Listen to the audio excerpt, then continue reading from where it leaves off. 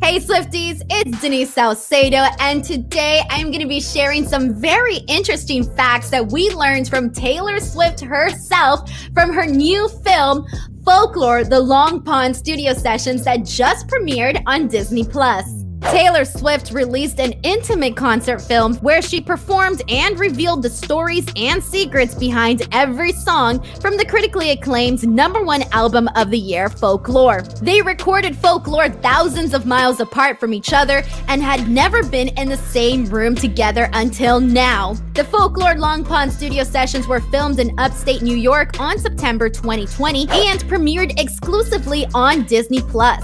Folklore, the Long Pond Studio Sessions was also directed by Taylor Swift. And I am so happy that we even got this film. Selfishly, I wish we had one for each and every single album because this was cool. First of all, we got to see Taylor really strip down and sing all of her songs from Folklore, and Taylor really broke down a lot of her thought process behind each song and shared some very, very interesting information. Here are some interesting facts that we learned from Folklore, the Long Pond Studio Sessions. Right off the bat, we learned that Taylor Swift had to build a home studio in her Los Angeles home. When Taylor Swift reached out to Aaron Dessner, she sent him a text. However, Aaron Dessner did not actually believe it was really Taylor. I thought this was kind of funny. Imagine Taylor Swift is texting you because she wants to work with you and you're like, what, like, is this real? I don't blame Aaron Dessner whatsoever. Taylor Swift didn't tell her label until a week before about the album. She said she thought it was going to be stressful, but they were actually really cool about it. And how could they not? They literally have Taylor Swift on their roster, and then she says, hey, I have an album from you. If I'm a studio executive, all I'm thinking is cha-ching, money. So that must have been very excited for them. I am very impressed though at how quick they were able to get marketing materials ready for Folklore, especially with only a week in advance. Another interesting fact for the song The Last Great American Dynasty, the song written about Rebecca Harkness, Taylor apparently said that she had been wanting to write about Rebecca since 2013. However, she hadn't found the right track yet. Jack Antonoff also noted that he loved this song and thought that it was very deeply personal. And one of the things I do want to mention though is that I love how Jack Antonoff and Taylor Swift's relationship is, because you can tell that they really, really get each other from a music perspective as humans in general. They really, really get each other. So I totally get why they work together. And I like that. I like the fact that Jack Antonoff and her, they just click and they get each other so well. And remember the mystery writer William Bowery? A lot of Swifties right away assumed that it was Joe Alwyn. And guess what? Those Swifties are very smart because Taylor Swift actually confirmed that it was indeed Joe Alwyn. According to Taylor, William Bowery is Joe Alwyn. Taylor noted that he plays the piano and that he created the whole piano portion. According to Taylor, she was entranced. She said that right away she thought that this song needed to be a duet.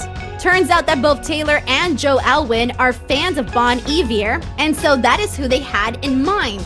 And as we all know, the track 5 songs are very coveted and held in a very special regard by Taylor Swift fans.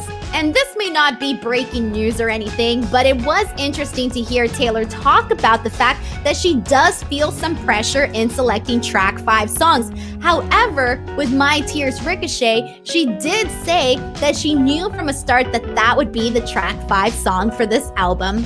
When describing My Tears Ricochet, Taylor Swift said it's about how someone could be your best friend and then become your enemy. Jack Antonoff also called it her best song. And personally, listening to Taylor Swift perform My Tears Ricochet was one of my favorites because I love how they kind of mix things up a little bit and it came across a little bit different from how it is on the record. And I also loved all of Taylor Swift's facials, and that was one of the things that I noticed too while watching her perform, is that when she's singing, you know, she's very, very like serious and she's in the mood and all of that. And then the second she's done, she just has this big smile on her face and it's like, it makes me so happy to see Taylor Swift happy.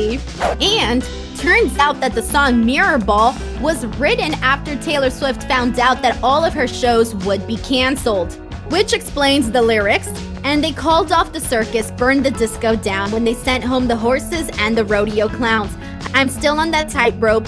I'm still trying everything to get you laughing at me. I'm still a believer, but I don't know why. I've never been a natural. All I do is try. I loved listening to Taylor Swift talk about Mirrorball. I think this was probably one of my favorite parts of the entire film because how she explained the process of how she pieced the song together, what it meant to her, what the Mirrorball represented, and then just her talking about how she, her shows were canceled, but then she still kept trying. She still decided to work on new music instead of essentially being lazy at home and not doing anything. No, she decided to work and she decided to do something. So this song to me always felt like a love song, but now after hearing her talk about it, I almost feel like it's almost written about, sort of like a love song to her fans in a way. So as we all know, her songs tend to have multiple meanings, but now I can also see it as sort of a love letter to her fans because she talks about I've never been a natural. All I do is try. I thought this was beautiful, so beautiful. It was my favorite part. It was so hard not to get emotional listening to her talk about Mirrorball. Taylor also says that Mirrorball is a metaphor for having to be different versions of yourself for different people, which she says is part of the human experience. And one of my favorite songs, 7 on the album, was very interesting to hear Taylor Swift say that essentially she thought about this when she thinks about young kids throwing a tantrum, and that was sort of part of the inspiration that led her down this road of when did I stop, reacting this way? When did I learn to be civilized? And this was really cool to hear her talk about the process for 7. Now, here's an interesting fact about the song August. According to Taylor, in her mind, the third person in the love triangle is either named Augusta or Augustine. We all know Betty and James are part of the love triangle. However, the third person was always sort of seen as a question mark. Her name is never really said on the album. According to Jack Antonoff, he saw the third person as more of somebody that was nameless. She was nameless. And I kind of felt that way too. In the beginning, I thought her name was August, but then I thought, okay, listening to the song, it never really confirms that her name is August. So I also saw her as a nameless person, but now that Taylor actually gave her a name, it's kind of interesting to sort of, have a name now. But she also confirms, though, that in her head, Betty and James do end up together. So if there was ever a question mark, it's answered. Betty and James, in Taylor Swift's mind, end up together. An interesting tidbit about the lyric, "Meet me behind the mall." According to Taylor, she wrote this down years ago on her phone and had been wanting to put it in a song.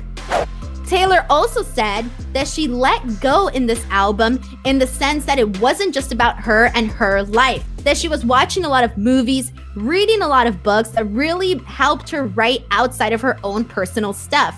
Taylor also confirms that she wrote Invisible String after sending an ex a baby gift. And here's another interesting fact. Apparently, track number 13, Epiphany, was originally supposed to be a sports song. She said she watched The Last Dance and was gonna make a song about it, but instead ended up going a different direction. And here are some interesting facts about the song Betty. According to Taylor, Joe sang the whole chorus of Betty in another room when she heard it. She approached him, and basically this was the first time that she asked him if he would be interested in writing the song together. She mentioned that she's always written from a perspective of a female, and she really wanted to get a masculine perspective of a teenage boy. Hence, that's where Joe Alwyn comes in on this one. For her song Peace, Taylor Swift says that it's extremely personal to her because she's talking about her life in the sense that she doesn't have a normal life and certain things are out of her control. She can't stop getting calls in the morning about a story running about her, or she can't control the fact that a guy with a long lens camera could be 2 miles away snapping pictures of her. She says, "It's the stuff I can't control enough." According to Taylor, this song makes her very emotional. For her song Hoax, apparently she had a moment of doubt while writing the song. She said she didn't really know the direction in which she was going with it, and different fragments of the song mean different things to her.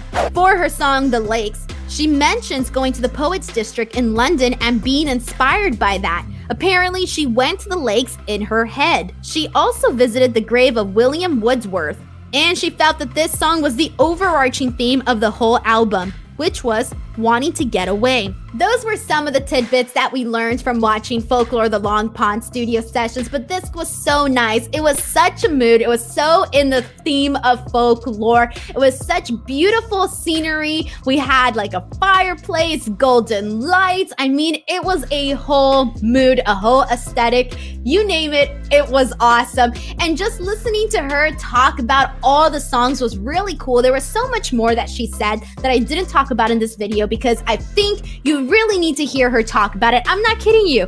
I did 3 pages of notes on what she said and just some major tidbits that I thought you all should know, or things that I personally thought were very, very interesting to hear.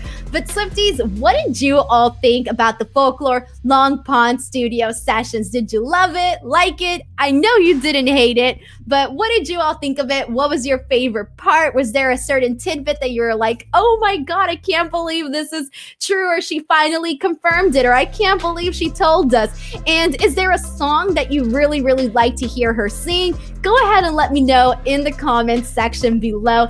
Other than that, I will see you all later. Thank you so much for watching this video. Please give it a like and subscribe to the YouTube channel for more awesome videos like this one. Until next time, I'm Denise Salcedo, and I'll see you guys later. Bye, everyone.